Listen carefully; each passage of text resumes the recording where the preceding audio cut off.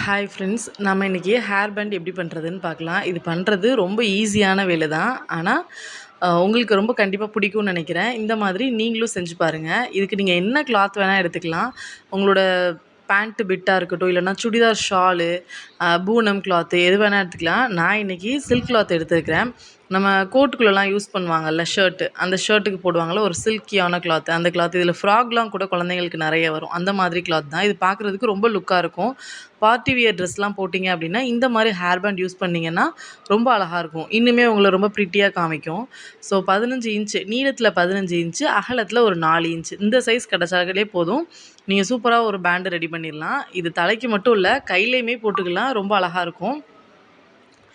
இந்த மாதிரி மெஷர்மெண்ட் பண்ணி எடுத்துக்கோங்க. இதில் சைடில் 2 சைட்லேயுமே நீங்கள் தைச்சிக்கணும். ஏன்னா பிசிறு இல்லாமல் அப்படின்னா தான் ரொம்ப நீட்டாக வரும். நீங்கள் அப்படி தைக்காமல் அந்த ஹேர் பேண்ட் ரெடி பண்ணிட்டீங்கன்னா கூட பண்ணலாம். பட் அதில் ரொம்ப நூல் நூலாக வந்துகிட்டே இருக்கிற மாதிரி ஒரு ஃபினிஷிங்கே இருக்காது. ஸோ 2 சைட்லேயுமே ஓரத்தை மடிச்சடிச்சுக்கோங்க. அதுக்கப்புறம் நல்ல பக்கத்தை உள் பக்கமாக வச்சு அவுட் சைடாக நீங்கள் ஒரு நீளத்தில் ஒரு தையல் போட்டுக்கோங்க. அப்படின்னா தான் நீங்கள் திருப்பும்போது நல்ல பக்கம் வெளியே வரும்.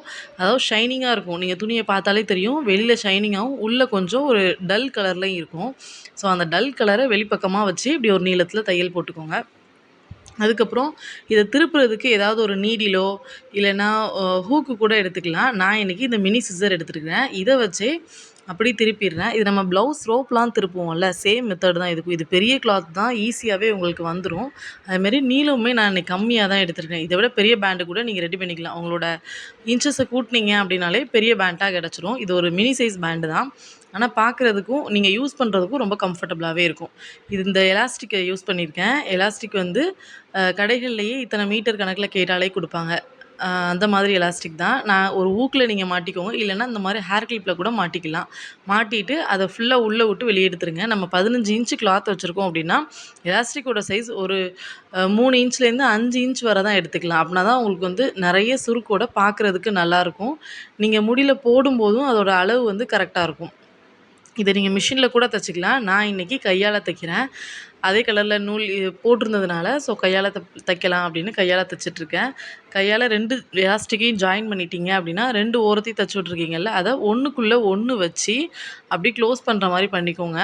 பண்ணிவிட்டு அதுலேயுமே ஒரு நீல வாக்கில் ஒரு ஸ்டிச் போட்டிக்கோங்க. அப்படின்னா தான் வெளியே வராது அந்த எலாஸ்டிக்கு. உங்களுக்குமே எப்போ யூஸ் பண்ணாலும் அது கரெக்டாக இருக்கிற மாதிரி இருக்கும். நீங்கள் இந்த இடத்த தைக்காமல் விட்டுட்டீங்க அப்படின்னா எலாஸ்டிக் அடிக்கடி வெளியே தெரியும் உங்களுக்கு.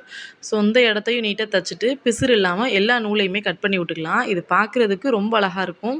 கையிலையும் போட்டுக்கலாம், ஹேர் பேண்டாகவும் நீங்கள் யூஸ் பண்ணிக்கலாம். கண்டிப்பாக இந்த பேண்ட் உங்களுக்கு பிடிச்சிருந்துச்சு அப்படின்னா கீழே கமெண்ட்டில் ஷேர் பண்ணுங்கள் உங்களோட கருத்தையும். ஃப்ரெண்ட்ஸ், இந்த மாதிரியான வீடியோஸ் நீங்களும் பார்க்கணும்னு நினச்சிங்க அப்படின்னா நம்ம சேனலை சப்ஸ்கிரைப் பண்ணிக்கோங்க. இன்னும் அடுத்தடுத்து நிறைய ஹேர் பேண்ட் வீடியோஸ் அப்லோட் பண்ணிகிட்டே இருக்க போகிறோம். Bye friends.